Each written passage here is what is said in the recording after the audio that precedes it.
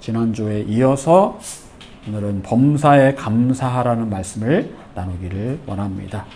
범사는 무엇을 말하는 겁니까? 범사는 헬라어로 파스. 여러분 파스, 약국에 파스 있죠? 그게 그 헬라어에서 나온 말이거든요. 모든 데 다 붙이는다. 만병통치다. 그런 의미의 약간. 사실은 아닌데.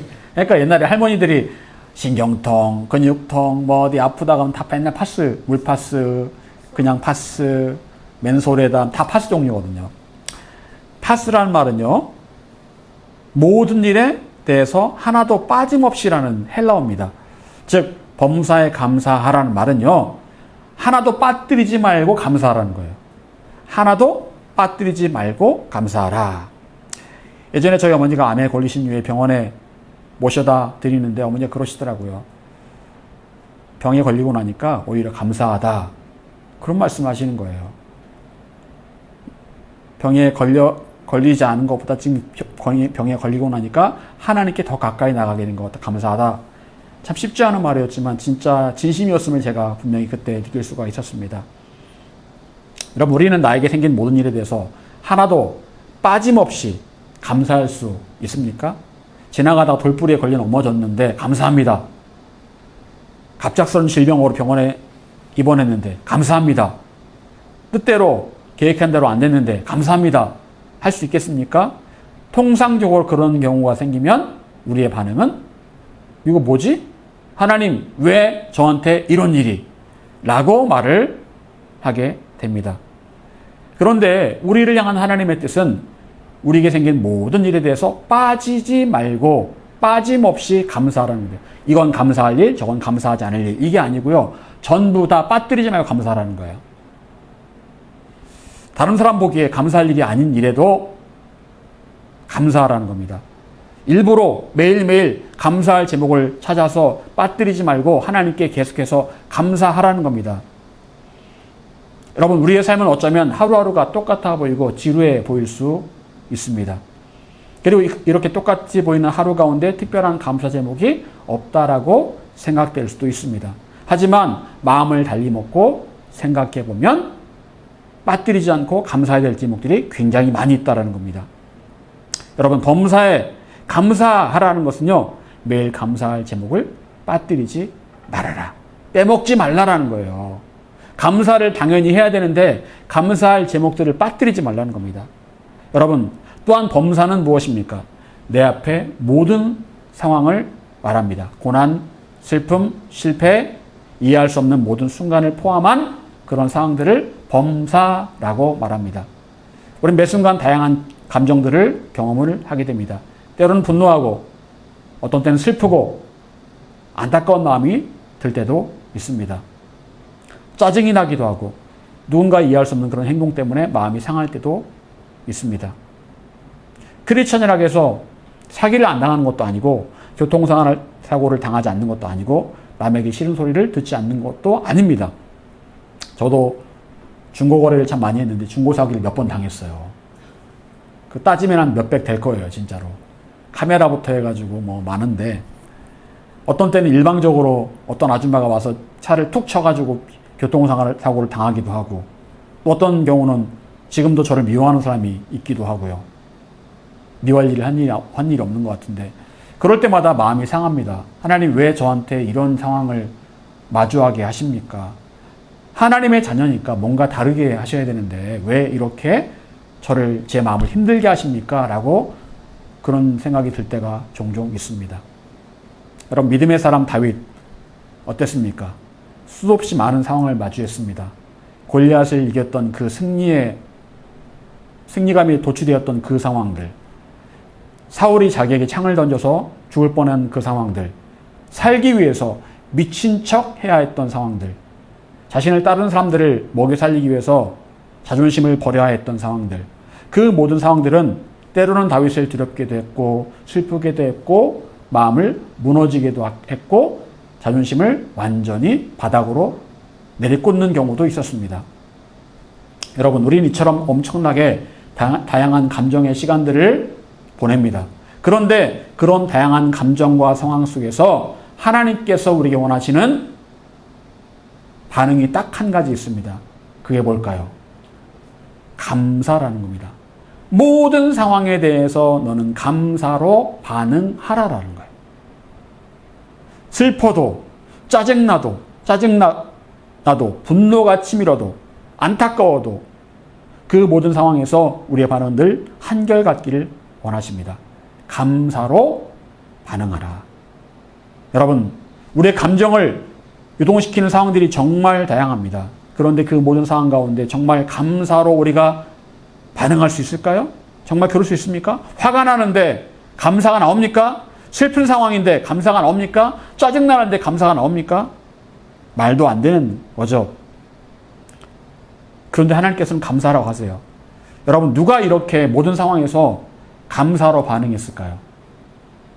누가 그랬을까, 성경에? 바로 다니엘입니다. 다니엘은 기도를 하면 사자굴에 던져져야 되는 그런 위기 가운데 처하게 됩니다. 다니엘서 6장 10절. 다니엘이 이 조서에 왕의 도장이 찍힌 것을 알고도 자기 집에 돌아가서는 윗방에 올라가 예루살렘으로 향한 창문을 열고 전에 하던 대로 하루 3번씩 무릎을 꿇고 기도하며 그의 하나님께 감사하였더라. 전에 하던 대로 하루 3번씩 무릎을 꿇고 기도했다.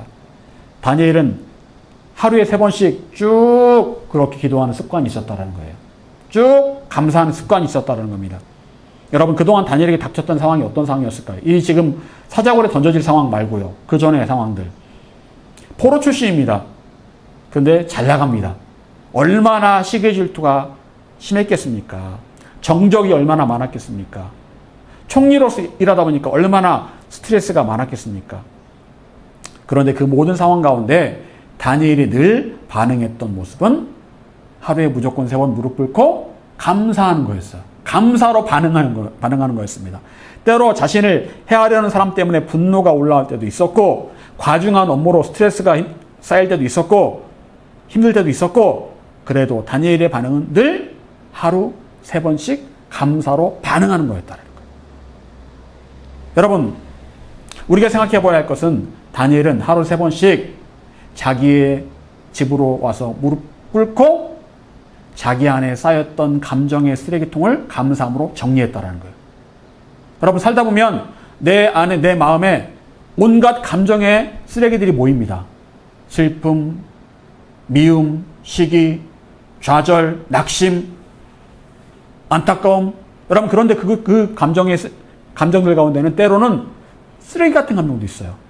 미움과 시기, 분노, 짜증. 하나님 기뻐하시는 감정이 아니거든요. 부정적인 감정들입니다. 그건 감정의 쓰레기예요. 그 감정의 쓰레기가 우리 안에 쌓입니다. 그런데 다니엘은요, 그 감정의 쓰레기를 오랜 시간 동안 마음에 담아두지 않았다는 거예요.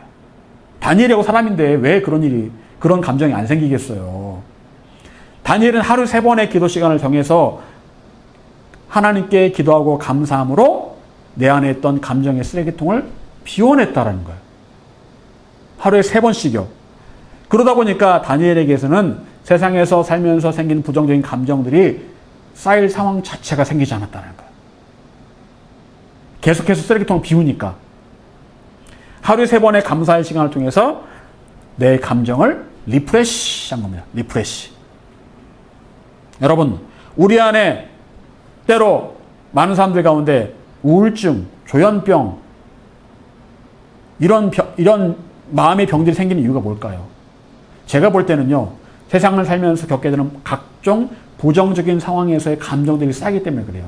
누군가 막 힘들게 하고 쪼우고 막 이러면은 부정적인 감정들이 쌓이다 보면은 그게 우울증이 되고 조현병이 되고 불면증이 되는 거예요. 부정적인 감정이 쌓이면 마음의 병이 생기고 내 마음에 악취가 나고 썩기 시작합니다. 마음이 썩기 시작해요. 여러분, 가장 썩기 시작한 게 바로 썩기 쉬운 게 뭐라고 그랬어요? 마음이라고 그랬죠. 마음이 왜 썩는 거예요? 부정적인 상황들 가운데 부정적인 감정들이 계속 쌓이다 보면 마음이 썩는 겁니다. 하지만 세상을 살면서 쌓이는 부정적인 감정들을 매일 정리를 하는 시간을 갖는다면 마음이 리프레시 되는 거예요. 마음의 감정의 부정적인 쓰레기통을 비워내면 마음이 리프레시 되는 겁니다.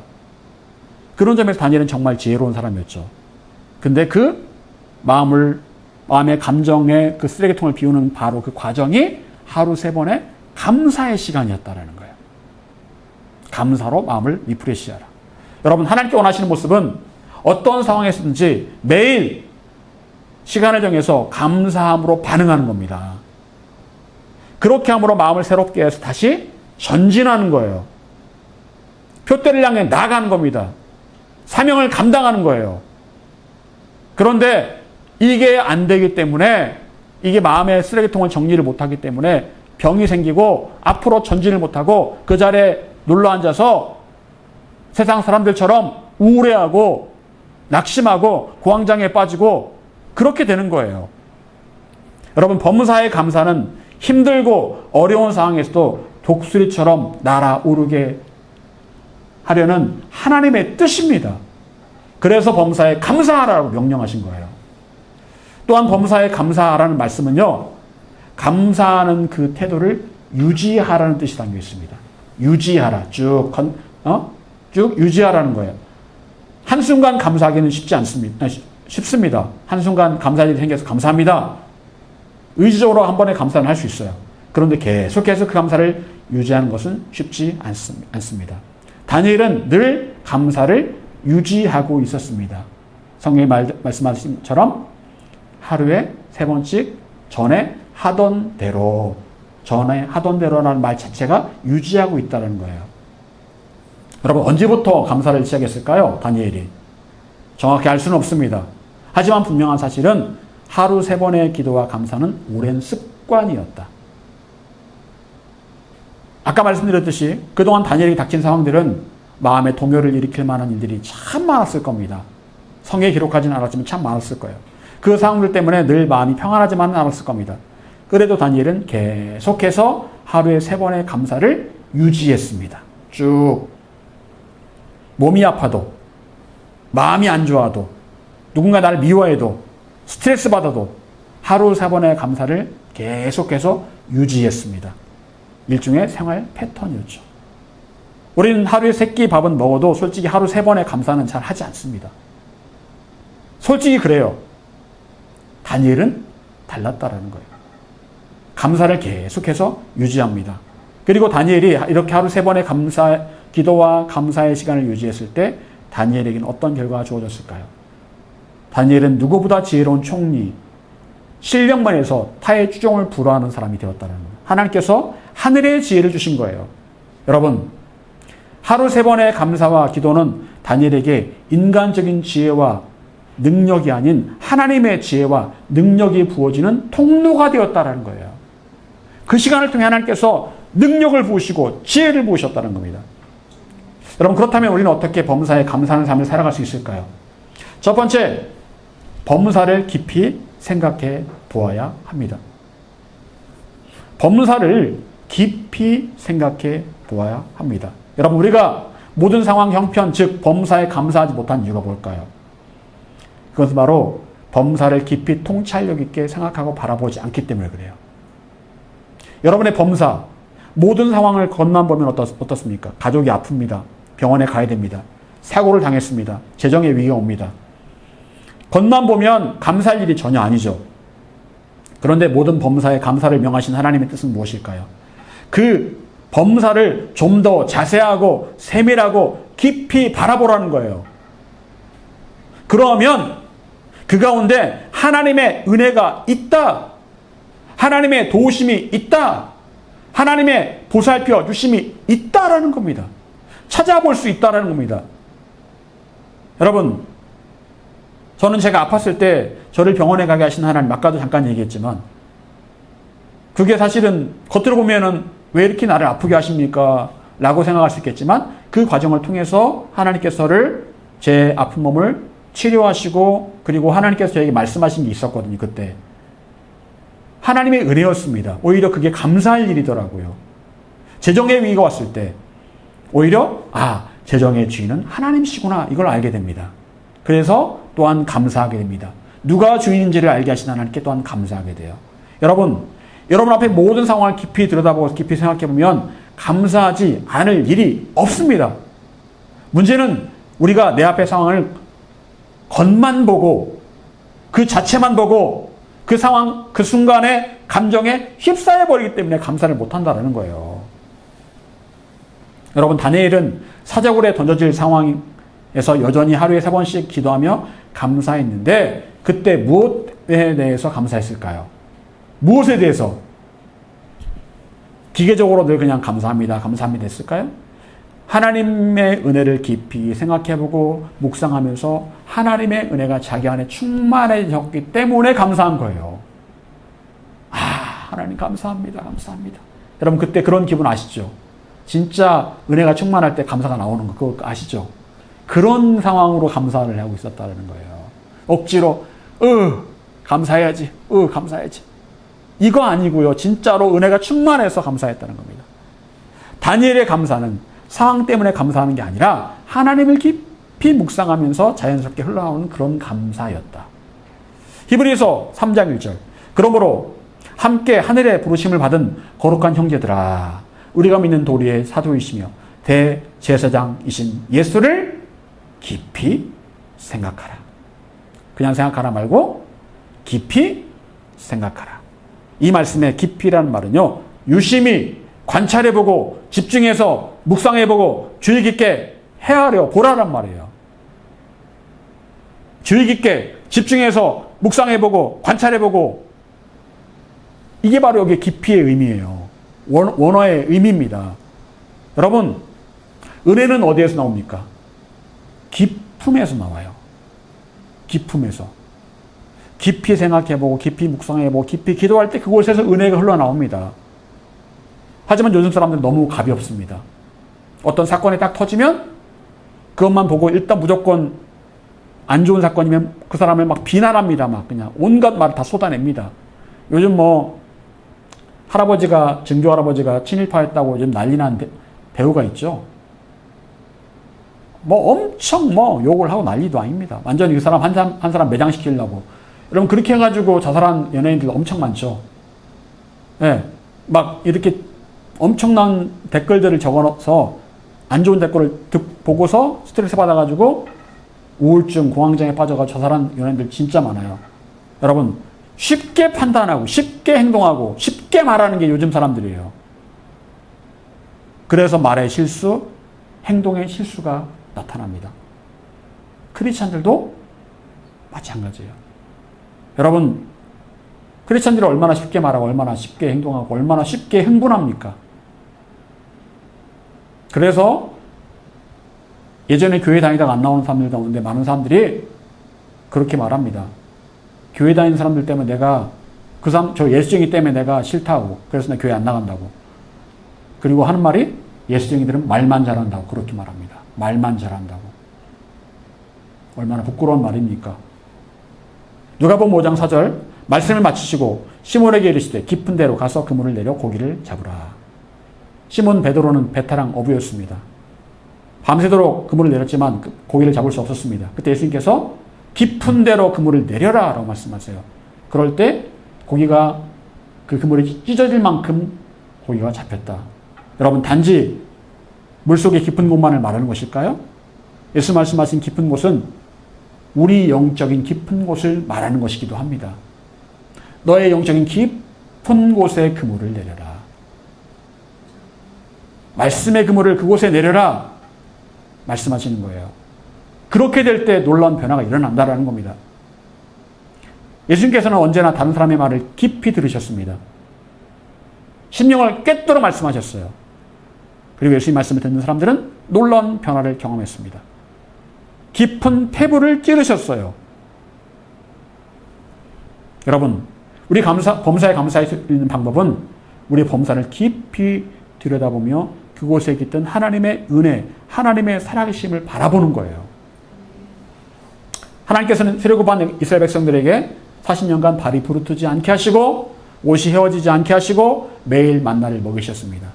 여러분, 그런데 이스라엘 사람들 가운데 발이 부르트지 않은 것에 대해서 감사하고 옷이 헤어지지 않은 것에 대해서 감사하고 만나를 주신 것에 대해서 감사했을까요? 아무도 감사를 안 해요. 왜 감사를 안 했을까요? 조금만 깊이 생각해보면 아는데 왜 이렇게 오래 걸었는데 왜 발이 멀쩡하지? 이렇게 오래 걸었는데 왜 내 40년간 내 옷이 헤어지지 않았지? 어떻게 매일매일 만나가 내리지? 조금만 깊이 생각해보면 이게 하나님의 은혜라는 걸 알거든요. 그런데 아무도 깊이 생각해보지 않은 거예요. 그냥 늘상 있는 일이다라고 생각하는 겁니다. 여러분, 그러니까 하나님께 아무도 감사하지 못했어요. 그리고 하는 말이 늘 옛날이 좋았다, 애굽이 좋았다, 옛날에 먹던 게 좋았다, 이런 얘기만 하고 있는 겁니다. 우리는 어떻습니까? 지금 현재 나에게 주어진 은혜를 생각하지 않고 옛날이 좋았다, 왕년에 내가 어땠다, 그런 얘기만 하고 있다면 하나님 마음이 속이 터지시는 거죠. 사랑하는 여러분, 여러분의 범사를 깊이 생각해 보시기 바랍니다. 깊이 묵상해 보세요. 그러면 범사 깊은 곳에 하나님의 은혜, 하나님의 살아계심이 있는 것을 알 수 있게 될 것입니다. 두 번째로 감사할 대상을 정확히 알아야 합니다. 여러분, 감사하다고 말할 때 누구에게 감사하다 말합니까, 여러분? 어떤 대상이든지 때로는 그냥 습관처럼 하나님 감사합니다라고 말을 하기도 합니다. 하지만 많은 경우 실제로 우리가 기대했던 대로 된 어떤 그런 상황이나 그런 결과가 있을 경우에 우리는 솔직히 말하면 하나님께 감사하는 게 아니에요. 여러분, 예를 들어서 병원에 갔는데 내가 어떤 사고를 당해서 병원에 갔는데 생각만큼 덜 다쳤어요. 그럼 뭐라고 말합니까? 보통 아우 다행이다. 다행이다라고 말합니다. 다행이다는 말이 무슨 말이에요? 에? 아우 상황이 어려울 줄 알았는데 그렇게 안 돼서 그나마 다행이네. 이거는 세상 사람들 누구나 다 하는 말인데 우리들도 그 말을 합니다. 진짜 그 자리에서 무릎 꿇고 하나님 정말 감사합니다 라고 말하는 사람이 있습니까? 그런 사람 없어요. 똑같이 그들처럼 그 상황 자체에 대해서 그냥 다행이다 라고 말을 하는 거죠. 그럼 정말 하나님께 감사하는 사람이면 하나님 감사를 표현합니다. 표현을 해요. 감사한 것만 하는 게 아니에요. 정말 감사하다면 그 감사의 방법은 다양할 수 있습니다. 하지만 잠시 그 상황 자체나 다른 사람이 감사하는 것만으로 끝난다면 굳이 하나님께 감사를 표현하라고 하지 않습니다. 여러분, 에베소서 5장 20절 범사의 우리 주 예수 그리스도의 이름으로 항상 아버지 하나님께 감사하며, 분명히 대상이 나와 있죠. 아버지 하나님께 감사하라. 범사에 예수님의 이름으로 아버지 하나님께 감사하라고 분명히 대상이 나와 있습니다. 그 다음 이후에 어떤 그 사람이나 어떤 그 상황에 감사할 수 있는 거죠. 먼저는 아버지 하나님께 감사하는 거예요.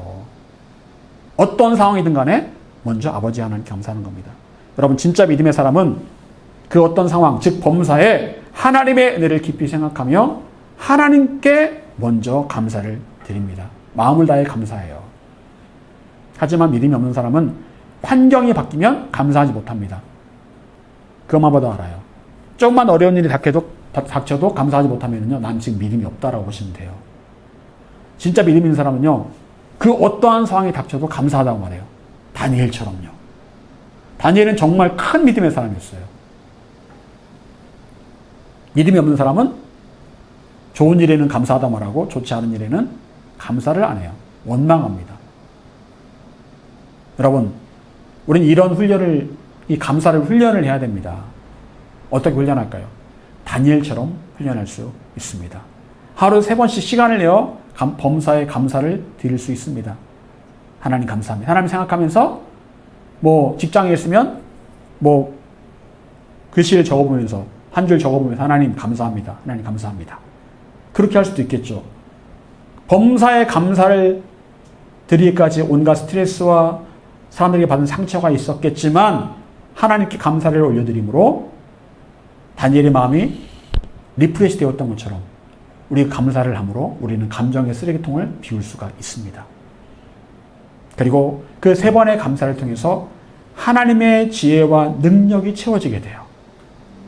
사랑하는 여러분, 모든 일, 즉 범사의 감사는 그 어떤 부정적인 감정 가운데서도 결국 감사로 반응하라는 하나님의 뜻입니다.